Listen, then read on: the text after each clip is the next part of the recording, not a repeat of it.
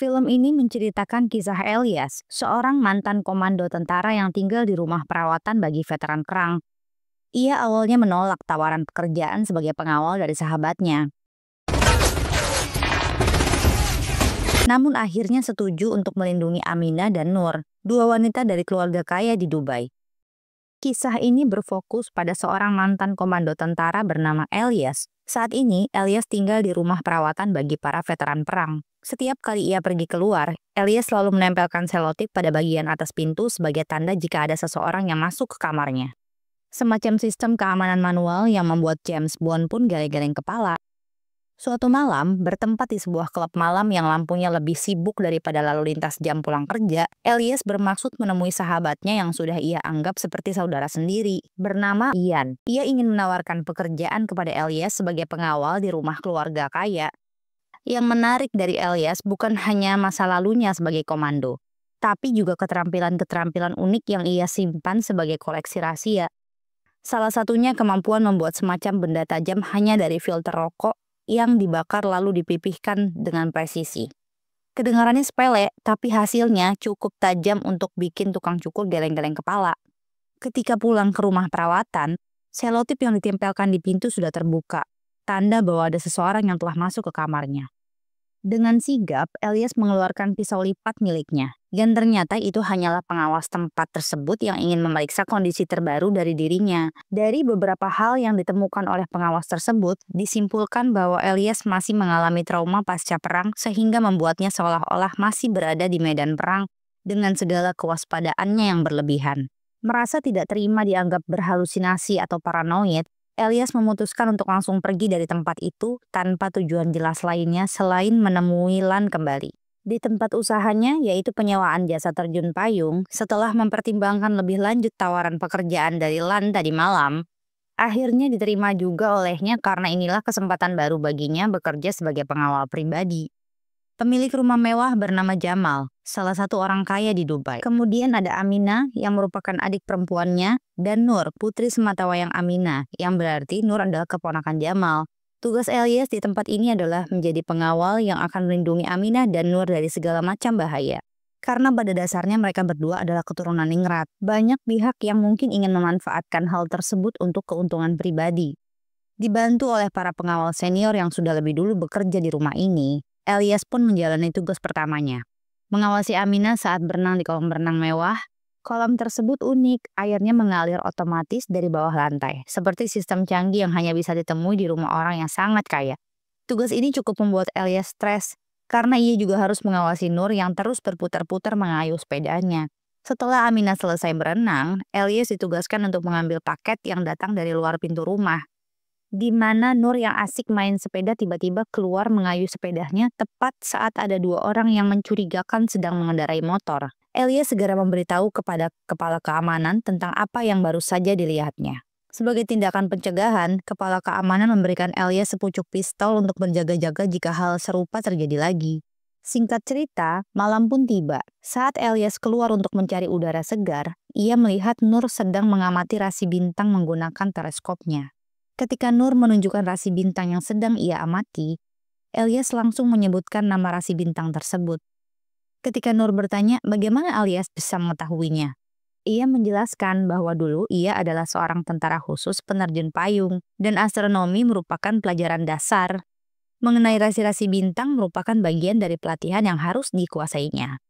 Keesokan paginya, Elias menyaksikan pertengkaran antara Aminah dan Jamal terkait peraturan Jamal yang melarang Aminah dan Nur keluar rumah selama beberapa bulan mereka tinggal di Prancis.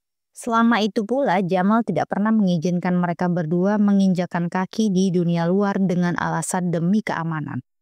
Namun karena tidak tahan menghadapi desakan kedua perempuan tersebut, akhirnya Jamal mengizinkan Nur dan Aminah keluar dengan syarat tetap dikawal oleh Elias, yang juga harus lebih ekstra waspada jika terjadi sesuatu yang tidak diinginkan. Setelah selesai berbelanja dan kembali pulang, ada beberapa remaja iseng yang mengetuk-ngetuk kaca mobil mereka sehingga membuat Elias harus menunjukkan pistolnya sebagai peringatan. Tak lama kemudian muncul dua orang pengendara motor dengan tato berlian sama persis seperti sebelumnya, sehingga dengan cepat Elias memacu mobilnya untuk menghindari kedua orang tersebut. Sesampainya di rumah, rasa penasaran mendorong Elias untuk meminta penjelasan dari Nur tentang siapa sebenarnya orang-orang itu dan apa tujuan mereka.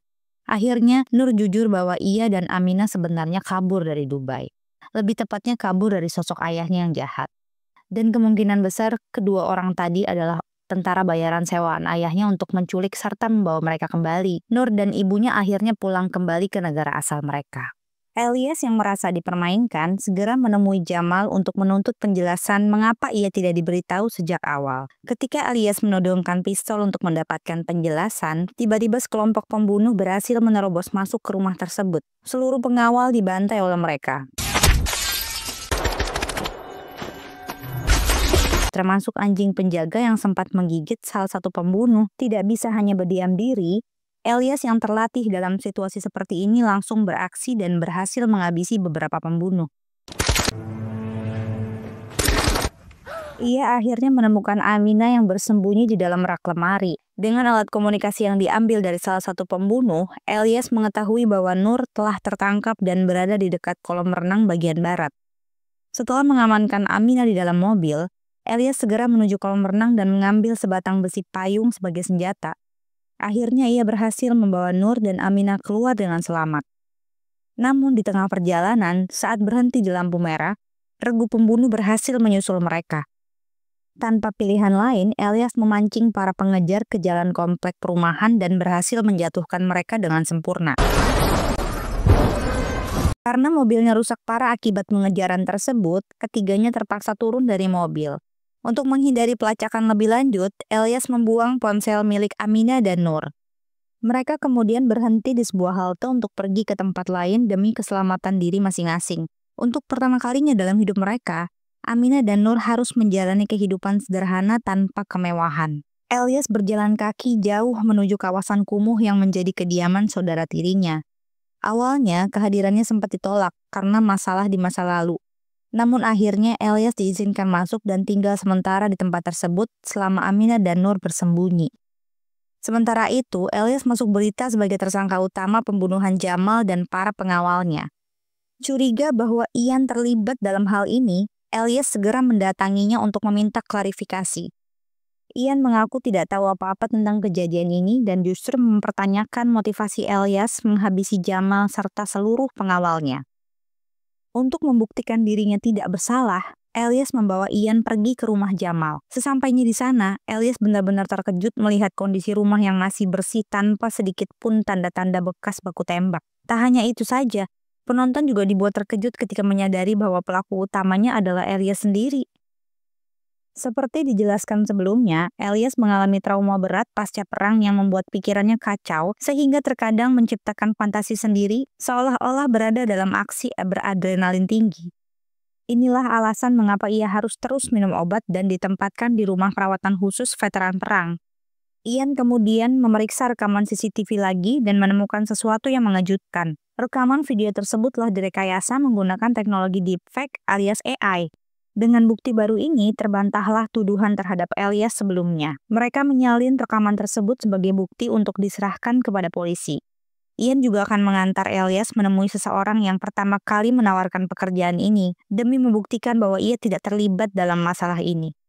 Orang tersebut adalah Durante, orang pertama yang menawarkan pekerjaan kepada Ian, sekaligus orang yang bertugas merekayasa rekaman video menggunakan teknologi AI.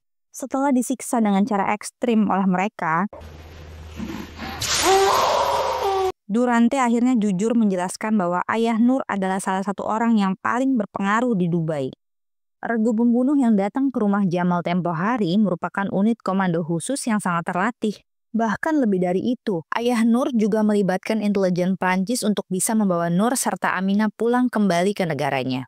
Setelah selesai dengan Durante, Elias dan Ian segera kembali ke tempat persembunyian Nur dan Aminah untuk memberitahu mereka bahwa Prancis tidak lagi aman. Dalam situasi saat ini, Inggris mungkin bisa menjadi opsi untuk mengamankan diri dengan asumsi bahwa jalur udara dan laut sudah disusupi oleh mata-mata ayah Nur. Ian merekomendasikan agar mereka pergi melalui jalur ilegal bersama para imigran gelap di dalam sebuah kontainer. Dalam perjalanan menuju lokasi kontainer, Elias dan kawan-kawan berhenti sejenak untuk makan. Dengan insting tajam yang dimilikinya, Elias dengan mudah menyadari kehadiran salah satu anggota regu pembunuh dari kejadian sebelumnya dan memutuskan untuk mengikutinya. Tindakannya berakhir di salah satu mobil van berwarna putih. Tanpa ragu, ia langsung masuk ke dalam van tersebut yang ternyata dikemudikan oleh seorang perempuan yang berpura-pura tidak tahu apa-apa. Namun secara brutal, Elias berhasil menghabisi semua orang di dalam van itu dalam waktu kurang dari 1 menit.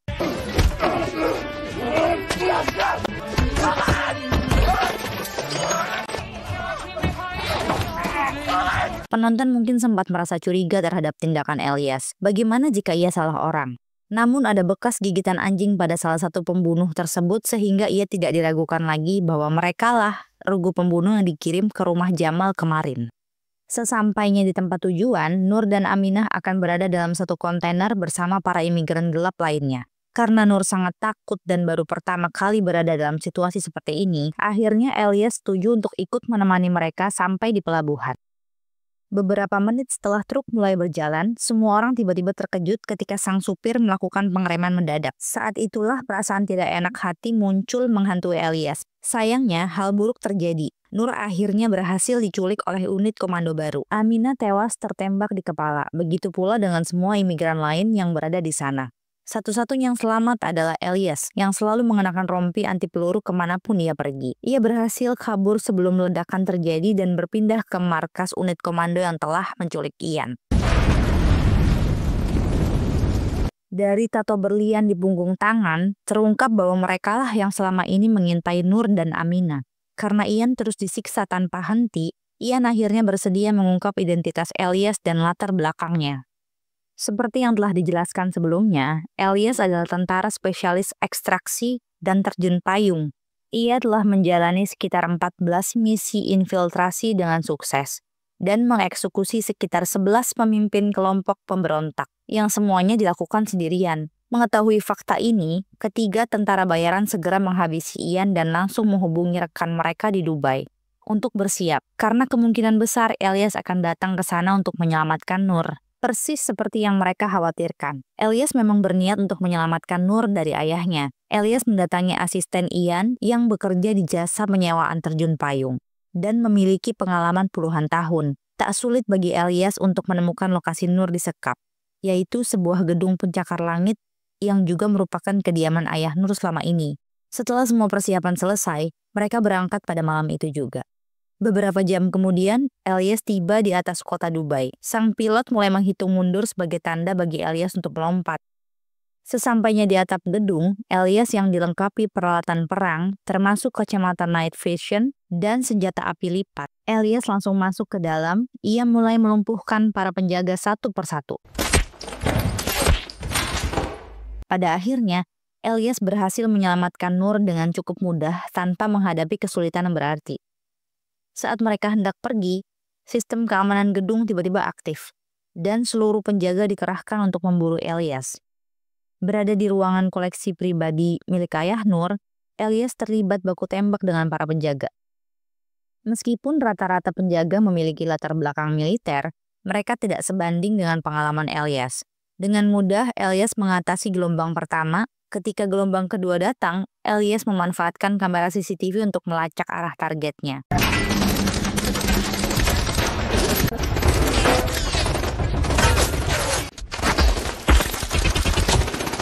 Dan berhasil menghabisi ketiganya dari balik pintu. Selanjutnya, Elias meminta Nur berlindung dalam lift, sementara ia menghadapi gelombang kedua. Ia bertarung di bawah semburan air pemadam kebakaran dan berhasil menyelamatkan gelombang tersebut. Tanpa membuang waktu, Elias menggendong Nur sebelum pasukan lain berdatangan. Setelah semua ancaman dilumpuhkan, Elias dan Nur menuju atap gedung. Sesaat sebelum meninggalkan gedung, Elias sempat berniat memasuki kamar ayah Nur untuk menghabisinya. Tetapi Nur mencegahnya, merasa tindakan itu tidak perlu.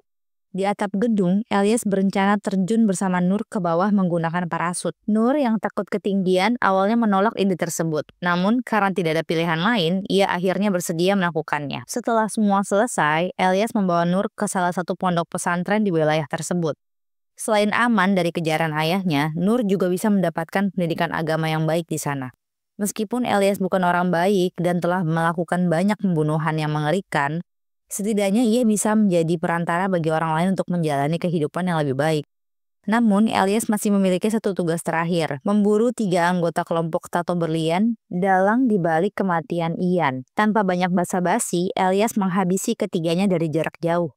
Kisah pun berakhir dengan ending yang cukup mengejutkan.